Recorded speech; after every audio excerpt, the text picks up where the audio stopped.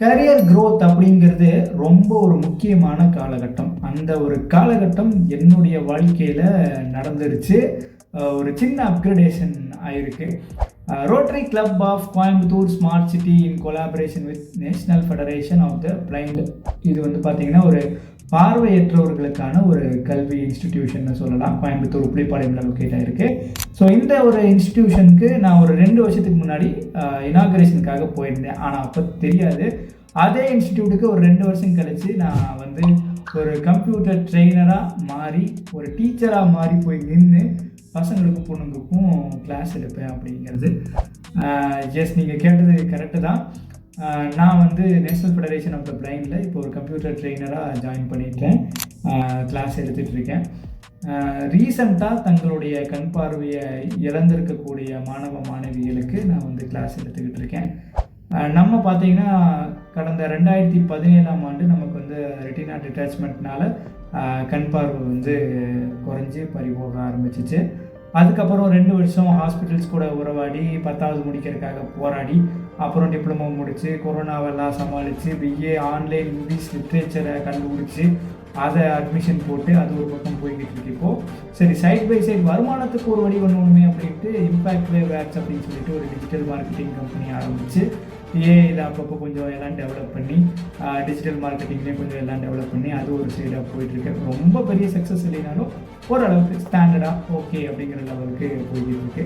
So அப்படி நம்ம வந்து ரீசெண்டாக கண் பார்வை போய் நம்மளால இவ்வளோ டெவலப் பண்ணி வர முடியுதுங்கிற போது அவங்களால ஏன் முடியாது அப்படிங்கிற ஒரு கொஷின் தான் எழுந்துச்சு.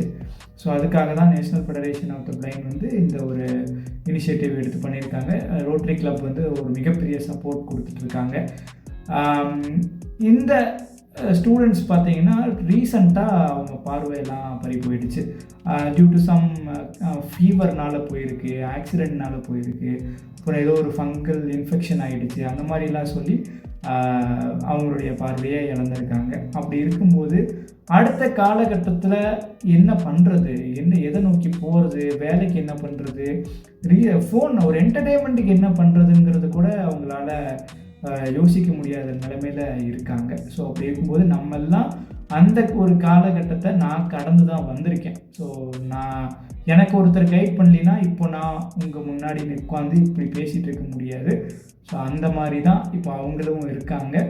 அவங்கள நம்மளை விட மேலே டெவலப் பண்ணி கொண்டு போகிறதுல தான் என்னுடைய சக்ஸஸ் இருக்குதுன்னு நான் நம்புகிறேன்.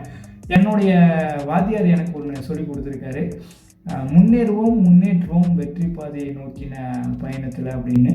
ஸோ அந்த பயணத்தில் இப்போ அவங்கள வந்து நான் முன்னேற்றி கொண்டு போகணும் அப்படிங்கிறத வந்து நான் ஒரு ஒரு பெரிய கோலாக எடுத்துகிட்டு முடிவு எடுத்து போயிட்டுருக்கேன்.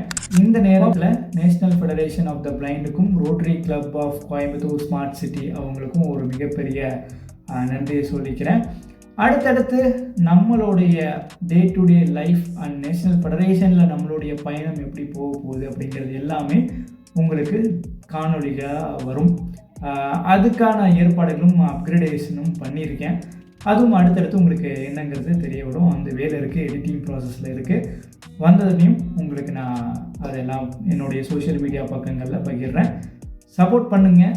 அடுத்தடுத்த லெவலுக்கு மூவ் ஆன் ஆகிறதுக்கு நீங்கள் வழிவகை செய்யணும்னு நான் கேட்டுக்கிறேன். நன்றி.